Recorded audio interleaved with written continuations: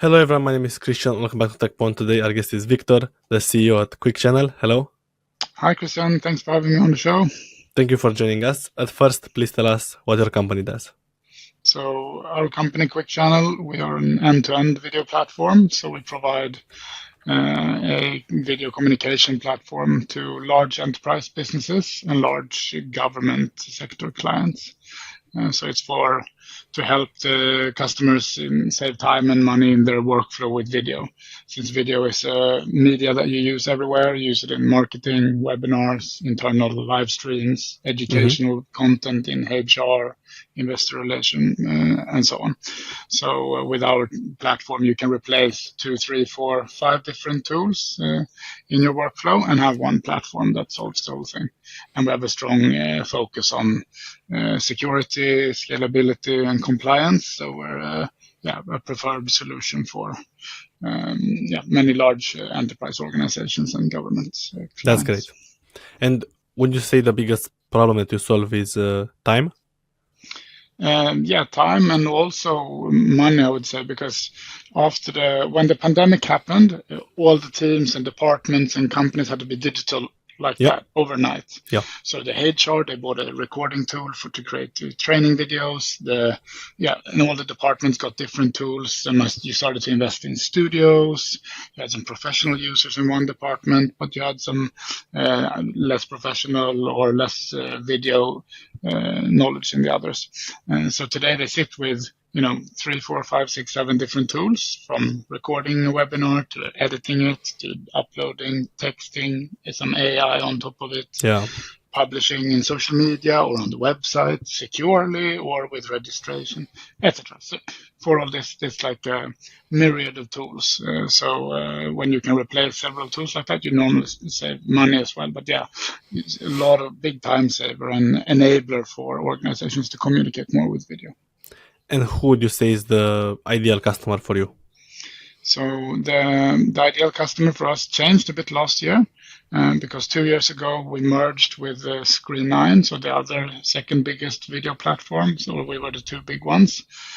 So we did a merger, and last year we redefined our ICP, and it's large enterprise customers in the Nordic, and Nordic enterprises maybe like 1,500 employees and up.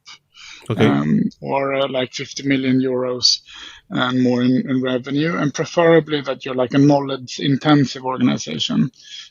So if you're a bank or a consultancy firm or a finance company or an insurance company that have offices in several countries and thousands of employees, high requirements on compliance and security, or maybe they're publicly traded organizations. Yep. So those big one in private, we're good at solving problems for, and in public sector, it's like government agencies, healthcare regions, where we're the market leader here in that customer group. And it's not only for Nordics, right? It's global. Yeah, it's global. Yeah, we have most of our clients in the Nordics, but not all, and we have clients both in Europe and outside. We're a global deliverer on the platform. Yeah. Super. Do you have a success story that you can share with us, but not necessarily with names or something, but just for people to understand how you help companies? Yeah, but it could be. We work with. We can name them as well. It's Saab that does like aeroplanes and submarines. They sell very big, complex solutions to their clients, and they're using video communication a lot and videos to sell those products. And then it could be, a recorded interview with some expert on their airplanes. It could be videos from inside when you're flying and using it, because it's not a product that you can give a free trial with. It's exactly more complicated.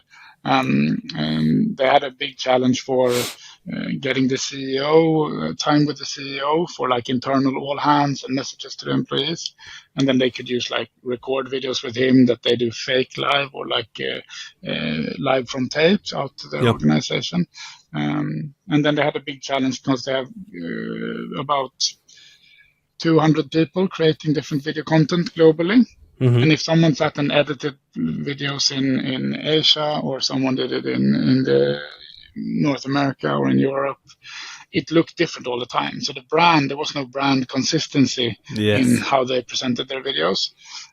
So in close collaboration with them, we've released video editor templates.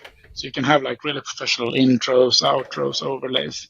And then it doesn't matter if you're the pro producer or a normal user, you can always get like a really nice branded experience and branded video. So that's one example of how a workflow across hundreds of users creating videos all across the globe, and they can still tie it together, get good control and high quality communication out of it. Thank you for sharing that. How about the pricing? How does it work? So the pricing works that we have different packages depending if you are private sector or public sector, because it can be a bit different functionality set in them. And then we have a small package with for only video on demand management. We have a live package, which is like the middle package with more functionality around live registration, chats and polls and so on. And then we have the big solution where we include we have our video editor and webinar tool and so on. Like customers normally pay between like, a good starting point is somewhere between like 10 and 20,000 euros per year. And how do you see the market after the merger with the company? What changed? How competitive is it? And how things change internally as well? A lot of things changed. It was a big thing to do for us. So we were, the logic behind the merger was that old Quickchannel was more like commercially focused and had a smaller technology department, and in Screen9 they had a smaller commercial department and big tech department. So we basically have chosen to continue with the Quickchannel brand, but the product offering and platform is based on the Screen9 technology. So we basically have a new fantastic video platform. I've been in the video platform. Quickchannel has been in the video platform space since 2002. And I've been here for 9 years in this role, and now in the last like 1.5 years, I actually have a product that is like crushing it. So we're very strong on product, but then it's been a lot of work to get the organizations together, get competitors that was like fighting in the market, now sitting in playing for the same team, to figure out what is our ICP with this new offering, how should we sell it, why does a customer choose us? So there was a lot of like research within the customer base, trying to understand where are we, who are we for, and that work took a lot of time, and we did that last year whilst also going from burning cash to profitable. Nice. So it was a big year of change, but still managed to grow and switch to profitability. And now this year is really exciting because now we know what to do, for who. We have validation that the product is extremely strong, very, very liked by the customers. So now we just got to execute on this strategy, and we've seen some good signs on it so far. That's amazing. And are you now the biggest player on the market? Depends on how you look at it, but I would say that we are the leading video platform here in the Nordics, for sure. And depends a little bit on customer segment and use case. But we aim not to only be maybe the biggest, we want to be the clear leader here in the market, and not only in the Nordic market either. So we want to continue to grow. And how did you decide on the merger? How did you approach it? What is the story? So the backstory is that in 2020, before the pandemic, so very much beginning of 2020, we had done a small accelerator program for Quickchannel. We were organically funded by our customers up until then. And then I realized, okay, if we want to grow really fast, I started to read and listen on a lot of SaaS content and a lot from the US back then. And I realized, okay, we need to we need to invest in sales and marketing to build more awareness and customers. We need to invest in product to build a stronger product offering. And both of those are investments, right? You hire people, you pay for 6 months, a year until people are like fully productive. You develop code for 6 months that you deploy, that maybe adds values a year down the line, etc. Long term. So the value comes long term, but the investment is upfront. So I realized, okay, we need some investors. And just when I had some investor dialogues, our competitor Screen9 and the CEO and chairman of that company got in touch, and we met and we talked about maybe we should do something or maybe not. And we decided, no, we have our plan now to raise capital and do this trick, so let's do that. And then the pandemic hit, and we both got super busy because we were in video, and we weren't perfectly positioned for video, not at all. We were like in office video use, and when people were from home, so we had to like change some stuff. But still, it was, however you look at it, it was positive. Yes.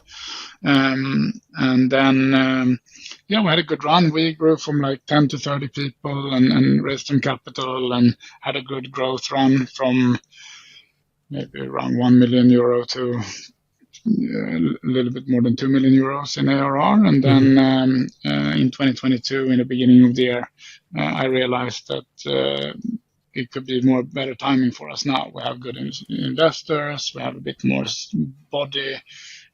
We were meeting Screen9 in every deal. It felt like we were chasing each other, not being so optimized on if they released something, we had to change and release what they did. And if we did, it was like a cat and mouse game.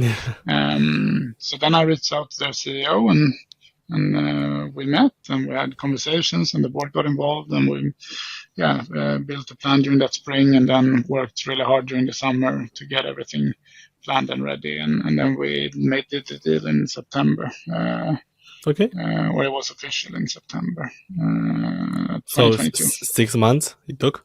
Around? It took about 6 months, fairly quick still, like I would say. And what would be your best, let's say, biggest takeaway that you got from this experience? Or some piece of advice for someone, two founders that want to merge their companies? Yeah, I would, ensure that you spend a lot of time with the other guys that you will work with. I'm happy that me and Robert, who was the CEO of Screen9 and founder, and he's the CPO now for Quickchannel as a merged entity. And I'm happy that we got a lot of time together to get to know each other properly. But it's people have heard it before, but it's important to understand where your strengths and where the opportunities are, but also where you're different. And are you different in culture? You might say that, oh, we are very agile. And the other one, oh, we are also very agile. But agile for me means that we do 1,000 things a minute, and for the other person, 1,000,000 things a minute. And then who is more? Really figuring those stuff out is important because that will take a lot of time after. And then when you do the merge, I would be we did a lot of planning up until we started the mergers. We had a 100-day plan and so on, which was good. And we thought about a lot of things, spent endless of hours with this plan, but I would also leave some things open so you get to start to work together for maybe 1 or 2 quarters before you make all the decisions of how it's going to be. That if we would have done that, maybe we would have saved a bit of time on some things. And today, how big is the overall team? So now we are between 40 and 50 people. So we have a head office here in Stockholm and with about 25 to 30 employees. And then we have an office in Krakow in Poland with 11, I think, employees now. Mm-hmm. And then we have 2 guys in the Finnish office in Finland. Nice. That's the size of us today. And are you familiar with the founding story of the company? Can you share it? Yeah, so the founding story was that the founding story of old Quickchannel was that the founder was moving to the US and to Silicon Valley area or Mountain View, and this was in the beginning of 2001. Okay. And got in touch with event companies that have started to. So streaming was like an infant technology back then, but anyway, there were like 1 or 2 streaming solutions out there, and they cost super much, and he was like, I can build one of those products probably. So he started to build the code, and we got a few clients in the US to kind of finance the development, and then he moved back to Sweden, and here it was a big like digitalization wave in public sector to get like the local political meetings streamed live and information to the public in a good way in video. Yes. So that's targeted that audience and started to sell. And then it was first employee was a sales guy. So like employee number two was person number two was a sales guy, and then person number three was me as a super junior sales guy when I was 19. So I was in the company for a couple of years when I was like 19 to 21. And then I left and lived abroad, studied, worked in finance in London for a bit. And then he called me and said, we're like 8 people now, profitable, but I don't have time to code. So the product is lagging and I have to work with business and people and strategy. And so after a long story short, I moved back to Sweden. Amazing. To be the CEO, and this 9 years ago. And the founding story for Screen9 is that they started a company called PicSearch. And like Google picture search? Yes. So they had like that type of technology. Wow. And was used by Microsoft. So it was Microsoft white labeled for a few years. But then they created their own technologies, and Screen9 was born with more video focus, which has led up to where we are today. That's amazing. That's an amazing story. And you came after all these years directly as the CEO? Yeah. Wow. So the founder had so much trust. That's amazing. Yeah, it was. I've asked him several times how and why, because I was so young when I worked there. But yeah, somehow it was. I was a very young CEO, so I was the youngest person in the team, but the CEO. So it was very like I had to learn it from. How many years? So I was like 26, I think. Yeah. So it's been a journey.